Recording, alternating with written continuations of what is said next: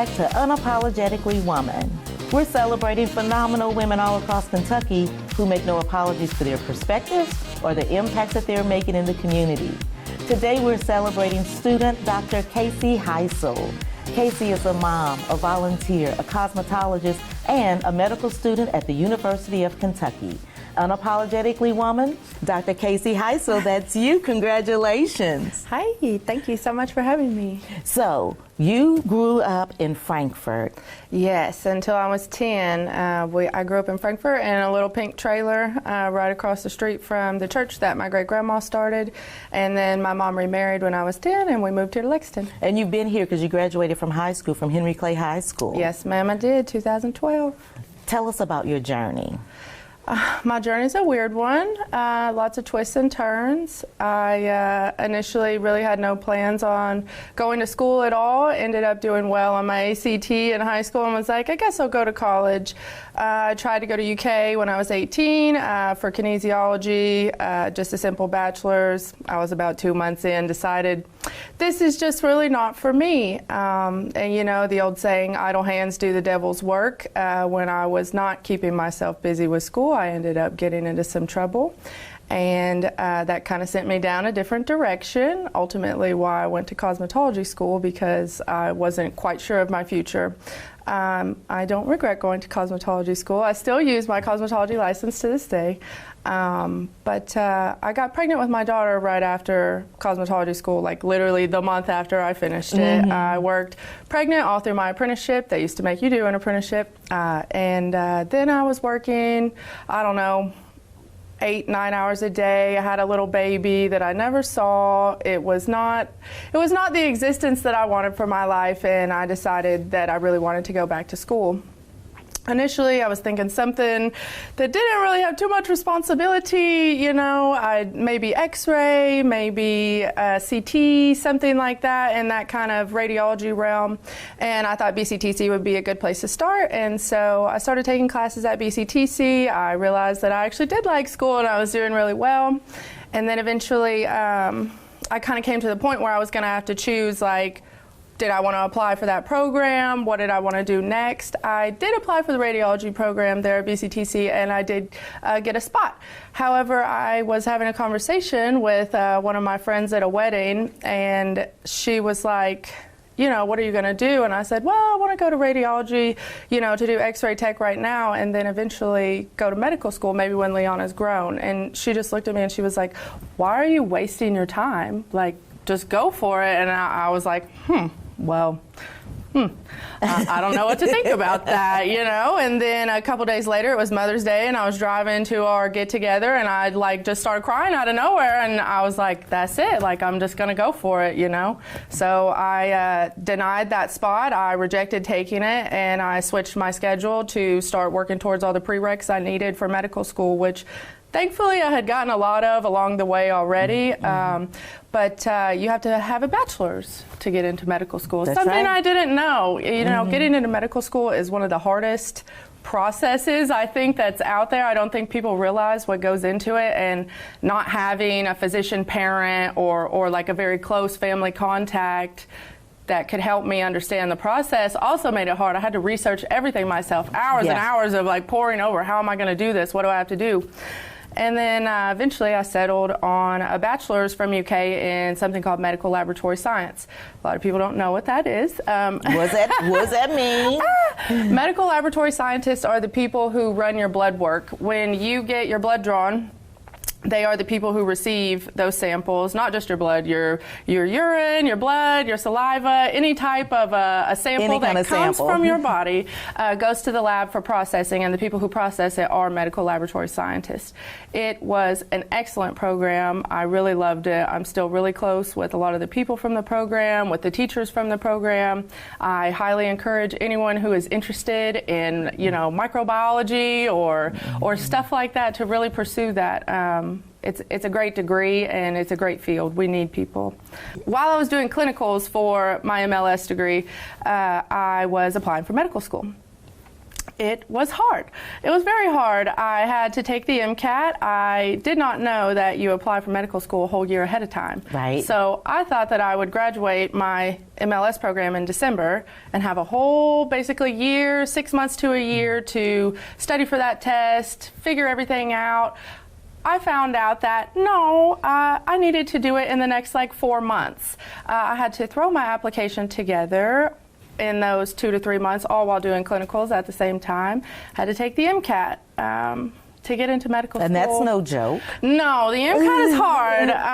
It's very hard. It's expensive. It's a doozy. I'm not going to lie to you. It's probably one of the hardest things that I've done is take that test. And I just luckily got enough of a score that I needed for UK to not immediately screen me out, and I applied through something called early decision. It's a different form of the application where you are not applying to multiple medical schools. I only applied to UK, and it's essentially saying I don't just want to go to medical school, like I want to go to your medical school and your medical school only.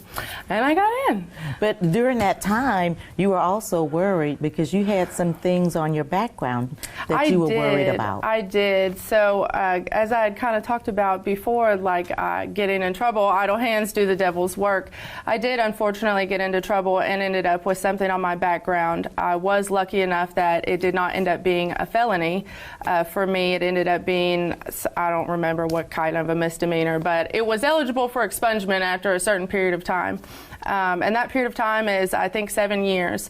I had to wait 7 years from when that happened, which was 2012, until 2022, which I applied for medical school in 2022. And ironically, I got my expungement letter and my acceptance letter to medical school on the same day. Because I had not yet had that expunged, I had to put that on my medical school application. And in the beginning of my pathway here, I was rejected from multiple things because of my background, from jobs, from government assistant housing, from certain loans, you know, all kind of things. I don't think people realize the impact that having something on your background has on your entire life, but it's pretty significant.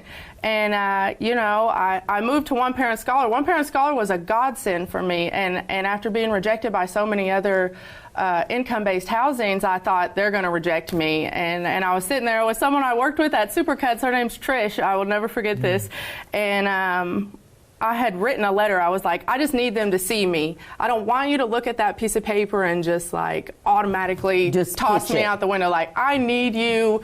Please just look at me as a person. Like, if you just give me this chance, I will make it worth your while, you know. And Trish sat with me. We're going over the letter. She was like, you need to take this out. This is saying too much, you know. We went all the way through it, and I went and I applied, and I was moving in within a week. It was a dream. Because you never gave up. No. Now, one of the things that when I read your bio, you talked about being a different person when you went into the labor and delivery. You were one person, but when you came out of the hospital, you were a different person.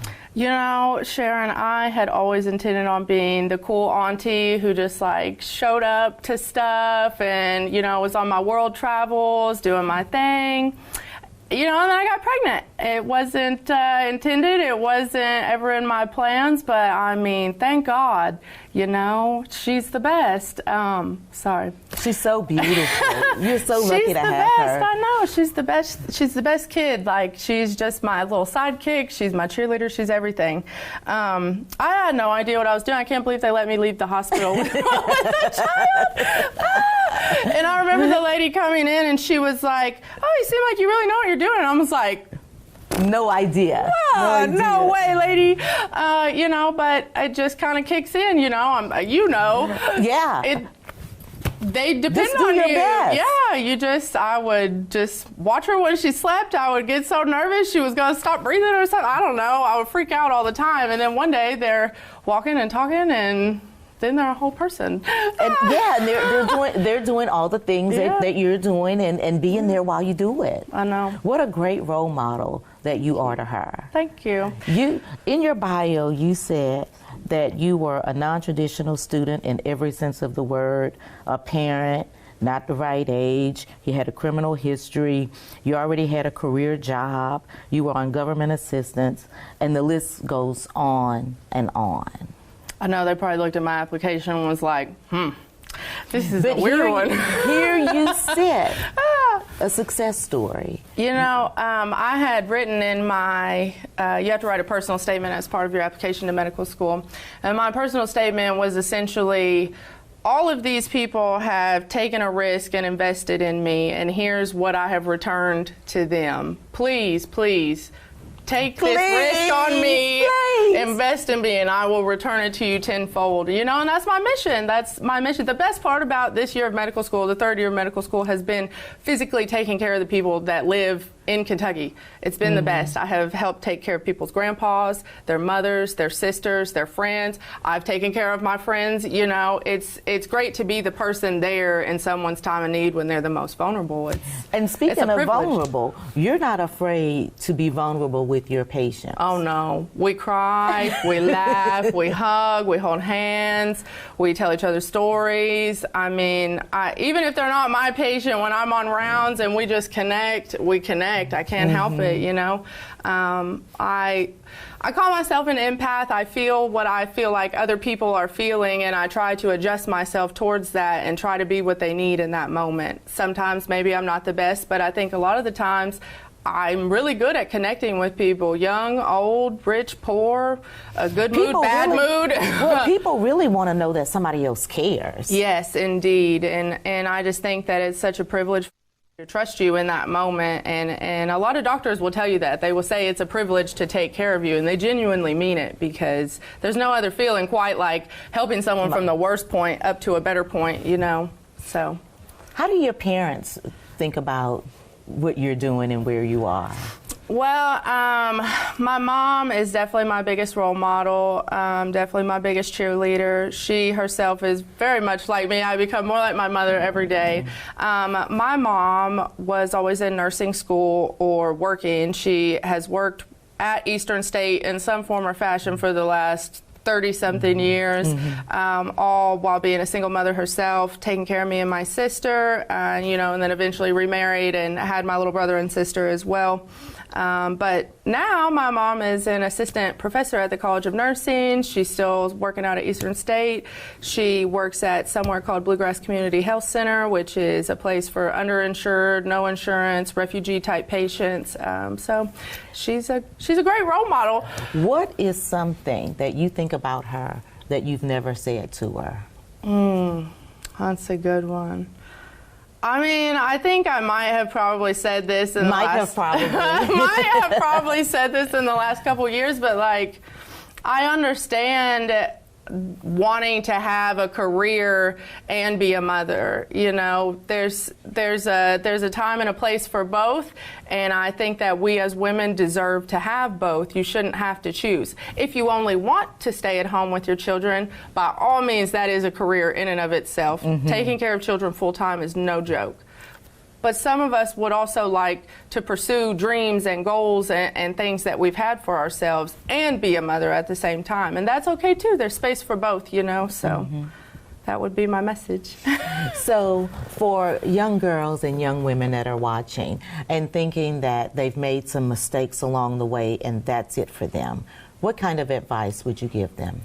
My advice is that everything happens for a reason. Had I not gotten in trouble when I got in trouble, who knows where I would be? Who knows if I would have gotten caught doing something worse, if I would have died, if I would have gone on to do absolutely nothing with my life, you know?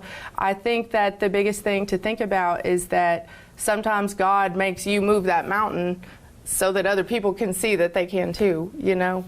I just try my best to spread God's love and to be a vessel of light and love and helping people get where they are, you know. I mentor some pre-meds. I do my best to help them. I try to be the person that they needed. I try to be the person that I needed when I didn't have them. I had one girl, and we went to school together. She's now in her last year of plastic surgery residency, and God love her. She was the only person I had to turn to in that moment, you know, and so I try to be that for other people as well. I think each one teach one, and we will all rise together, you know? So. I love you, Caci. I love you too so much. Thank you so much for having me on here. Absolutely, my pleasure. You guys continue to watch as we celebrate other phenomenal women just like Caci. It's not always how you start, but it's how you finish. And don't ever, ever, ever give up. We'll see you soon on Unapologetically Woman.